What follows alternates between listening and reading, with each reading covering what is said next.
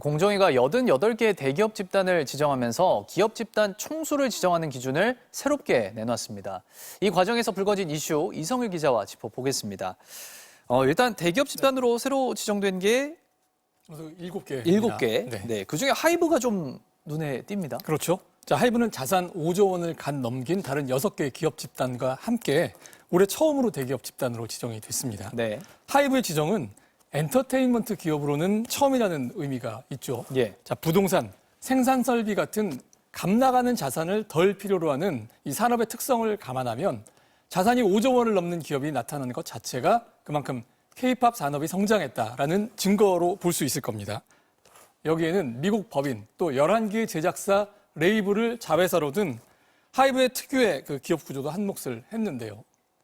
자회사로 둔 기업의 지분 가치를 무기업의 자산으로 평가를 하기 때문입니다. 네. 그래서 같은 업종의 JYP와 비교를 해보면 매출 또 주식 시가총액은 4배 수준인 하이브가 자산은 10배 가깝게 큰 것으로 평가가 되면서 이제 공식적으로 대기업 반열에까지 오르게 된 거죠.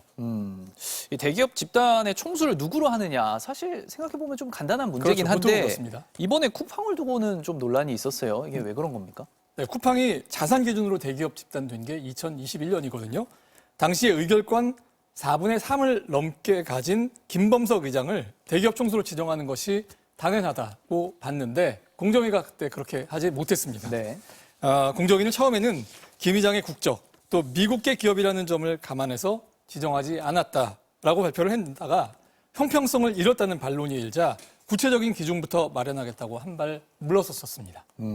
어쨌든 3년 동안 논의를 그렇죠. 한 건데 그럼에도 김범석 의장이 총수가 되지 않은 거네요. 네, 쿠팡이 미국 증시에 상장을 하고 투자자 대부분이 미국 자본이 됐잖아요. 또 대주주의 국적, 본사 위치까지 아주 전형적인 외국인 투자 기업의 외관을 갖추게 된 것 때문이죠. 네. 이 때문에 총수 지정이 한미 간의 통상 문제로 번질 가능성까지 제기가 됐었습니다. 공정위가 작년 한때 김범석 의장을 총수로 지정하는 걸 염두에 두고 근거 규정을 마련하려는 움직임까지 보였었지만 결국 이 벽을 넘지 못한 것으로 보입니다. 흔히 총수라고 부르는 법적인 용어로는 동일인인데 기업 집단 전반에 경영권을 행사하는 사람을 가리키는 용어입니다.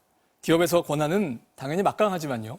개인이 총수가 될 경우 공정위 보고 또 공시 누락 같은 이런 일에 법적인 책임을 지고 형사처벌까지 받을 수 있는 자리라서 피할 수 있다면 피하려는 그런 움직임이 있는 것 같습니다. 그러니까 이제 개인이 아니라 법인이 된 건데 네. 이런 사례는 예전에도 있었잖아요. 근데 형평성 제기가 왜 나오는 겁니까?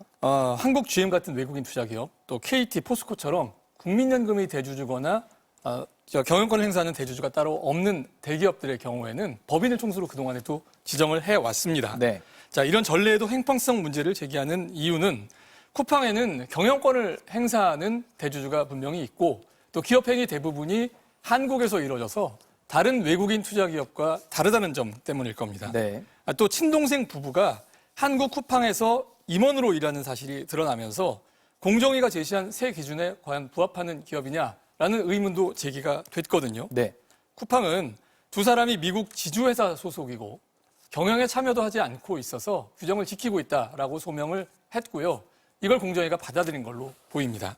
하지만 쿠팡처럼 총수가 외국 국적을 가지거나 또 뭐 자녀들이 미등기 임원으로 일하는 그런 대기업 집단들이 또 나온다면 같은 논리로 총수 지정을 바꿔주는 이런 것들을 할 수 있을지 이런 뒤따르는 질문에 공정위가 명쾌한 대답을 내놓을 수 있는지는 좀 의문입니다. 계속해서 좀 논란이 될 수도 있겠군요. 그렇습니다.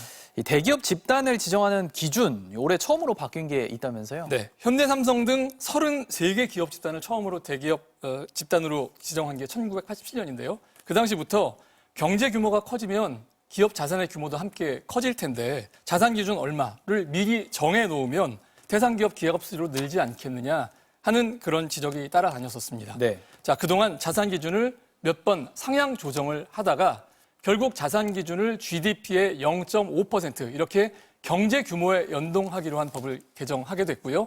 올해 이게 처음으로 적용이 된 겁니다. 네. 자산 10조 원이던 상호 출자 제한을 받는 기업의 자산 기준이 별도의 법 개정 없이 10조 4천억 원으로 바뀌게 됐고요. 실제로 대기업 한 곳이 2천억 원 차이로 이번 규제에서 빠지는 효과를 내기도 했습니다. 예, 이성일 기자 잘 들었습니다.